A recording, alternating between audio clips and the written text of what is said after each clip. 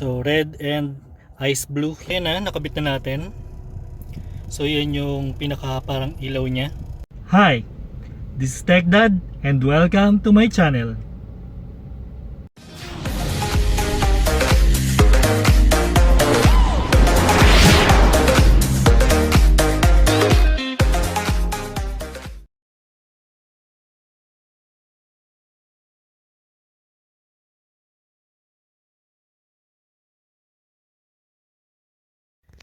Hello again mga ka-Tech Dudes and Tech Dudettes. So welcome again to my channel, welcome again to Tech Daddy. So kung hindi pa kayo nakasubscribe, please subscribe to my channel. Ang mga content na meron tayo ngayon is about yung mga pagkukumpuni ng sasakyan natin. Specifically itong Honda City 2008, IDSi, and yung mga aircon series natin. Kung paano tayo makakatipid ng paggamit natin ng aircon, yung mga settings and yung pang maintenance na rin. Kung pag-maintain, paglilinis ng aircon natin, and of course yung mga nabibili natin online, nire-review natin yung mga cheapest na nabibili natin, and then ayun, unboxing na rin and review. So kung gusto niyo yung mga video na yon, yung mga content na yon, please subscribe to my channel, click like, subscribe, and hit the notification bell para sa mga future videos na meron tayo ngayon. So as you can see, magpapalit tayo ngayon ng ilaw dito sa may dashboard natin, kasi itong mga panel na to, wala na siyang mga ilaw, pati itong sa aircon natin, and yung sa may ito defogger natin sa may likod. So matagal nang wala to, so iyon ko lang sa sasakyan. So as you can see, wala talaga siya. Ito lang sa may shift indicator light lang ang meron, pero itong mga to wala siyang ilaw kahit pindutin natin siya. So ito rin, wala rin siyang kailaw-ilaw. So try natin patayin. So wala talaga siyang ilaw, ito lang ang meron. So yun yung gagawin natin ngayon, papalitan natin ng bumbilya itong mga to, saka pati na rin to, itong dalawang to. So ito yung mga nabili nating ilaw. So this is I think T5. I'm not sure, lalagay ko na lang sa link in description kung anong size ba to. I'm not sure sa sukat. I think this is T5 8.5 diameter. So yan. Ito naman yung T3. So 8mm yung sukat niya. So ito rin. Ito naman yung parang sa pang aircon natin, sa switch ng aircon. So ang size nito is T3. So hindi ko pa sure kung ilan yung magagamit ko rito, pero ito yung usually na ilaw ng sasakyan natin. So T3 din to, pero mas maliit, parang 8mm lang yung diameter niya. Ito rin is T5 pero 8.5 yung diameter. So titignan natin kung ano yung magkakasya sa panel natin. So based sa mga na-review ko, yan yung mga bumbilya na ginamit nila. So titignan natin. Word of caution na rin, kailangan meron tayong extra na mga fuse, no? Pwedeng 7.5, pwedeng 5, pwedeng 10 amps, pwedeng 20 amps, pwedeng 15 or 30 amps, no? So make sure lang na meron kayong extra bago nyo gawin to, kasi possible na pwedeng pumutok yung mga fuse nyo. Syempre testingin natin kung saan ba yung positive and negative dun sa ilaw natin. So pwedeng mag-short yon and kailangan natin palitan yung fuse. So kailangan meron kayong extra. So pwede nga naman patayin yung makina or pwedeng patayin yung tanggalin sa battery, kaya lang hindi natin matetesting kung iilaw ba siya. So bago ang lahat, kailangan natin tanggalin yung mga wire sa loob para matanggal din natin tong cover na to, pati tong stereo natin, no? So pag nagawa na natin yon, pwede na natin ikabit itong mga ilaw natin. So kailangan natin buksan muna dito sa may passenger side yung parang pinaka mga switch niya, no? Mga kable niya. So pagtanggal nito, so pull down lang natin to. Ang pagtanggal nito is ipupush lang natin siya pa inward, no? So pa dito rin, inward lang din dito para bumaba to. So gawin muna natin.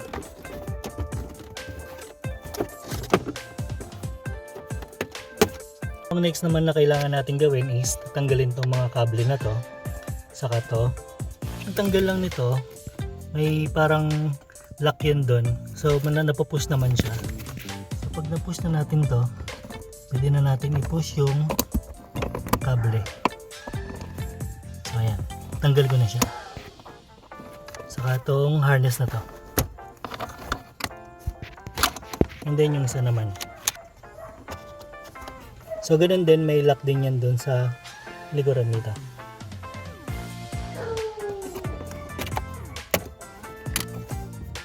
And yung ilalim nito. Pag natanggal na yan, ipapry na lang natin itong mga gilid-gilid.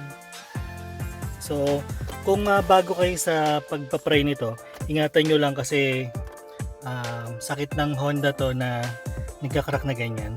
So syempre sa katagalan, nagka-crack na, so malulutong na yung mga parts niya, yung parang pinaka-plastic niya. Kaya nagbabakbak na ganyan. So careful lang din kung bago lang yung magtatanggal nito, no. So ipapray nyo lang naman sa gilid yan. And pag nagawa nyo na, pwede nang iangat tong panel na to.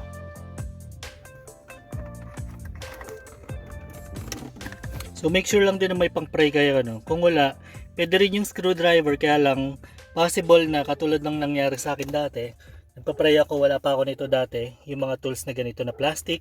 So nag-pray lang ako dito dati pero naapektuhan yung parang pinaka plastic niya or itong panel na to, no. So mas maganda kung meron kayong pang-pray na plastic din na ganito para hindi siya magkakaganito na katulad ng nangyari sa akin. So ipa-pray lang muna natin to banda rito. Pero pwede rin naman kahit saan. So, angat lang natin. So, ayan, nakaangat na siya. So, isang ganunan lang nakaangat na siya sa akin. So, katulad nito, yun nga, sira na yung panel natin. So, palitan ko na lang siguro next time. Pero sa ngayon, yan muna. So, naangat na siya. So, babaklasin na lang din natin.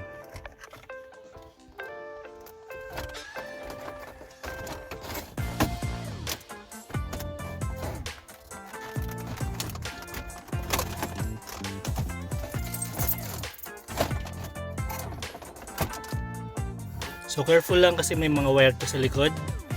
So tatanggalin ko muna. Next step naman pala is tatanggalin natin tong stereo natin. So meron yan dalawa rito or merong iba na mga tornilyo rito magkabilaan yan. So tanggalin muna natin yan and yung mga wire nito. So pag natanggal na yung mga yan, makikita na natin yung pinaka loob ng paglalagyan natin ng ilaw.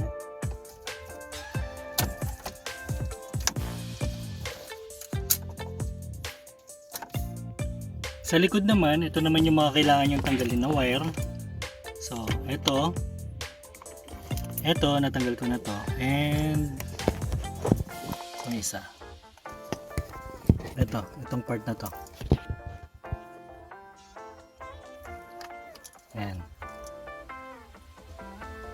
So, unahin muna natin to sa may aircon switch. So, ito, ganun din siya. So, push nyo lang din yung lock nya. And then pull. So yan. So bale ito na yung pinaka switch natin, aircon switch. So pagtanggal niyan is pupush nyo pareho dito. So kailangan dalawang kamay kasi medyo mahirap yung ano. O kaya ipapray nyo and then ipupush nyo forward. So dito siya galing. So pag na-push na siya forward, ganun lang din yung pagbalik niya. So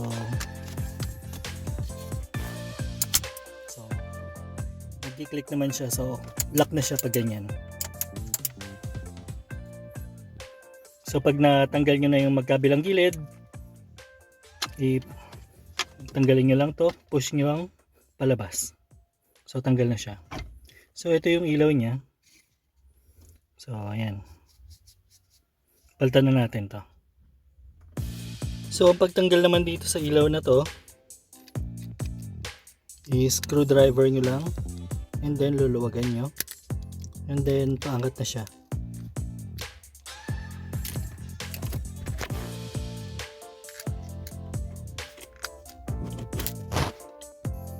So ito na yung natanggal na ilaw sa aircon light switch. So kabit na uli natin yung bago. Ito yung nabili ko. So yung isa para sa aircon light switch and yung isa para sa defogger. So ito yung ilaw natin dati na hindi na umiilaw. Ito naman yung ipapalit natin. So same naman sila. Same sila ng sukat and diameter. So make sure lang na parehong-pareho lang yung mga mabibili nyo. So testing natin yung nilagay natin na ilaw. So nilagay ko dito yung ilaw, yung ice blue na ilaw dito. Itong blue na to. Pinagpalit ko lang siya rito. And naka-on na yung fan. Fan lang oh. So hindi naka-start yung makina natin. And then try lang natin i-on. So ganyan yung ilaw niya. So at least umiilaw na siya ngayon. So for now, nabalik na natin yung mga switch natin. So may mga ilaw na siya. So ayan. So red and ice blue yung kulay nito. So hindi kasi ako nakakita na talagang blue, pero pwede na yan. And then ang ina-next na natin is yung dito naman.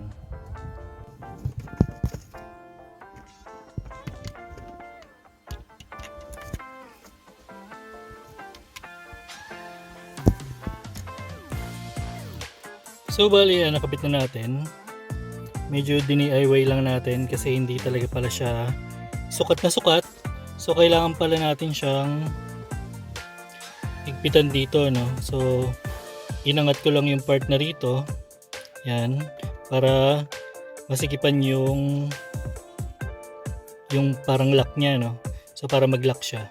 So yan lang naman in-adjust ko kasi yung original nito nakababa siyang ganyan. So pwede namang i-adjust, angat lang ng konti para sumikip. So ayan. So nakaangat na siya. So pwede na siyang sikipan. So ganyan lang yung ginawa ko. So ganyan yung dalawang yan.